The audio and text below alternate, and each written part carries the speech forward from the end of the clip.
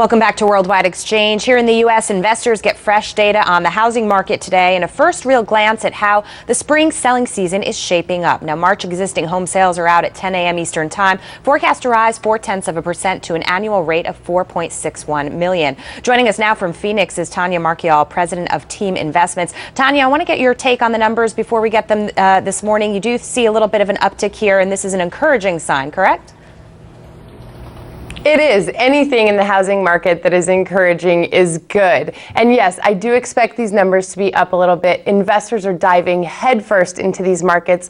They see the opportunity. I read a statistic the other day, which I really liked. 73% of Americans believe now is the time to buy a house, and over 50% think that rents are going to continue to increase. So this really is the time for an investor to get into this market and make some money. The conditions are just right. So I think now is really the time. I read another statistic that in March, prices were up 5.8%. So we are seeing uptrends in this housing market. All right, but despite those uptrends, we also have seen a little bit of mixed data coming out as well. And obviously, this is a major headwind to the U.S. economy. Going to be really important what happens with housing. When you look at the sector, generally speaking, and of course, it's really hard to call a bottom, but many expecting that this year, in fact, will be the bottom. Do you take that stance? I think we're bouncing on the bottom. I've said it before and I'll say it again.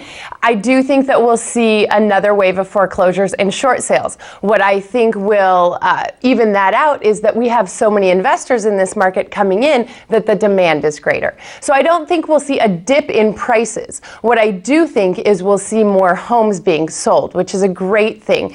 What we need to take into consideration, though, is we are in a global economy. So what happens in Spain really affects us. What happens in Europe affects us.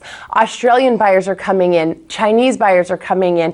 We have loads of investors coming in from across the world to play in this market. So we need to understand that we are no longer just a small market. This is a global economy, and the housing market is a big part of that.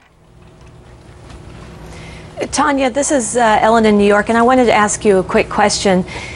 What is the difference to you, the main difference between existing home sales and new home sales, in that new home sales seem to still have trouble competing? Is it just the lack of that investor component in the new home sales market? Well, we have to look at the overall picture.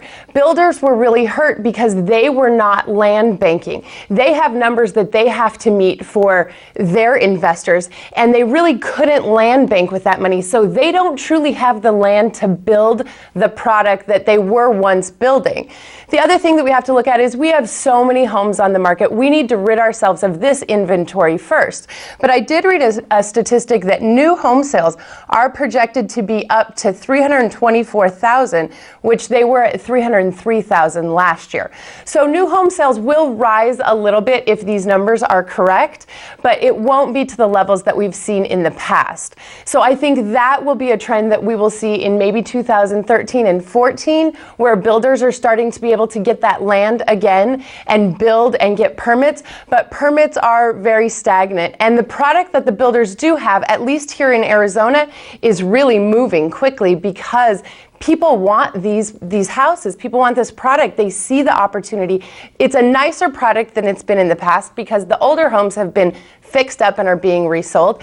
And the current homes really are not old. So it's a great product to get in and buy right now, to buy and hold. Flipping is not the game right now.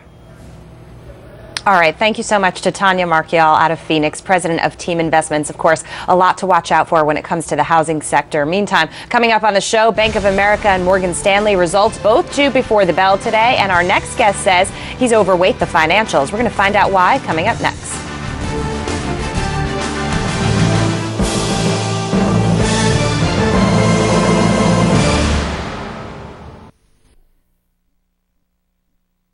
Join the conversation on CNBC.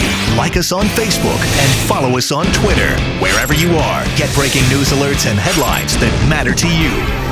Comments, tweets, and the power of